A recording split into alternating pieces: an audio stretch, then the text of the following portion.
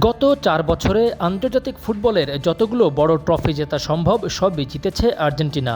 ২টি Copa America, একটি বিশ্বকাপ এবং লা ফিনালেসিমা। সফলতা ও ধারাবাহিকতায় এখনও র্যাঙ্কিংয়ের শীর্ষে লিওনেল মেসির দল। কিন্তু ফুটবলে সবচেয়ে দামি জাতীয় দল কারা?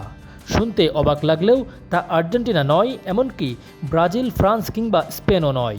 ট্রান্সফারমার্কেট.কমের সর্বশেষ তথ্য অনুযায়ী বিশ্বের সবচেয়ে দামি দল এখন ইংল্যান্ড। জুডো বেলিংহ্যাম, বাকুয়া সাকা, ডেক্লান রাইস, খোল পালমারের মতো এক ঝাঁক তরুণ তারকার কল্যাণে ইংল্যান্ডের স্কোয়াডের মোট বাজার মূল্য ১৪০ কোটি ইউরো।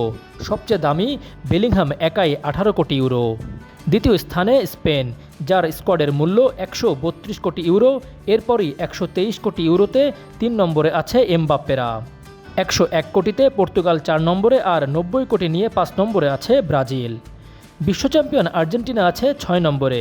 মেসিদের স্কোয়াডের বাজার মূল্য মাত্র ৭৬ কোটি ১৫ লাখ ইউরো। তাদের সবচেয়ে দামি খেলোয়াড় লাউতারো মার্তিনেজ ১০ কোটি ইউরো। মেসির বর্তমান বাজার মূল্য ১ কোটি ৮০ লাখ। সাফল্য হয়তো ট্রফি দিয়ে মাপা যায়, কিন্তু বাজার মূল্য নির্ভর করে বয়স, পারফরম্যান্স আর সম্ভাবনার ওপর। সেদিক থেকে তরুণ প্রতিভায় ঠাসা ইংল্যান্ড এখন ফুটবলের সবচেয়ে দামি দল।